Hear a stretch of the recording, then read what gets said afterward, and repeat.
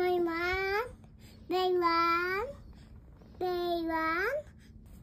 So guys, ito yung mga product na ginagamit ko kay Jada. Suggest din kasi ito ng doctor niya nung baby kasi siya nagka-eczema siya sa pisngi niya. As in, lumalapad siya. Kaya pina-check up ko na. Mabuti nga pina-check up ko agad kasi nga lumalapad. Tapos sabi nga ng doctor, eczema nga daw yun. Kaya sinuggest niya na ito yung brand na gagamitin namin para kay Jadeline. Lalo na pag winter dito, nagda-dry talaga yung skin niya. Kaya simula nun, ito na yung binibili ko.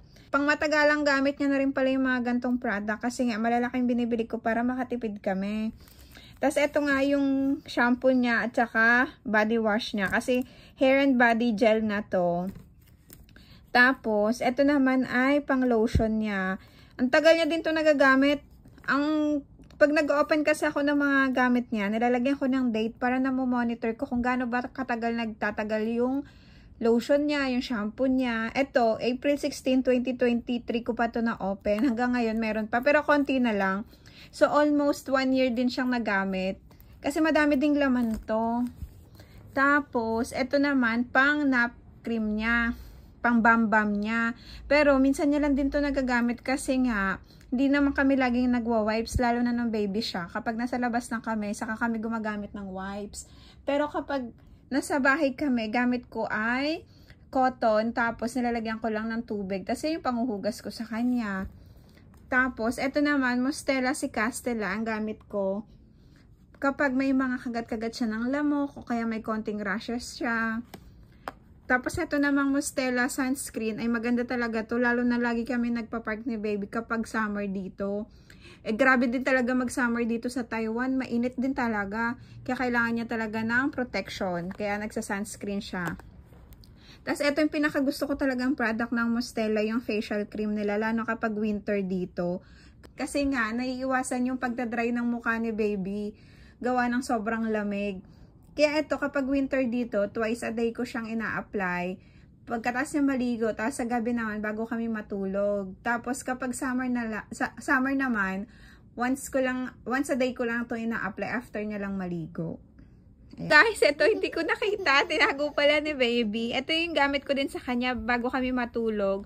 Pang chest rub niya. Parang mentally siya yung pakiramdam pag nilagay sa dibdib kaya nakaka-relax. Ayan. Guys, ito naman yung gamit ko sa kanyang toothpaste. Kasi kailangan bago matulog ay nagsisipilyo talaga siya. Sinisipilyohan siya ng daddy niya. So, ito yung una kong binili. 2 to 5 years kasi itong toothpaste na to, pang 2 to 5 years old. Ngayon, ayaw niya kasi nga maanghang daw. Kasi nga Colgate yung tatak. Tapos, ito siya. Yan, maanghang daw. Tapos, isa naman. So, bumili ako ulit ng bago. Ito naman yung binili ko. Tinry ko lang sa Watson ko nabibili to. Probo toothpaste. Ito nagustuhan niya kasi nga strawberry flavor.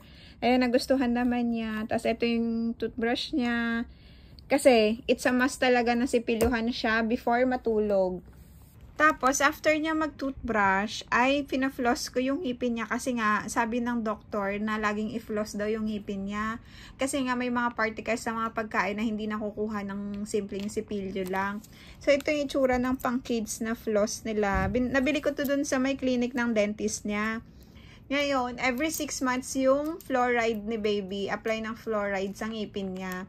Ano lang yun, 150 NT. Kasi nga, may nakasulat dun sa baby book nila na kailangan naka-fluoride si baby every 6 months. Kaya monitor din talaga sila sa pag-aalaga ng ngipin.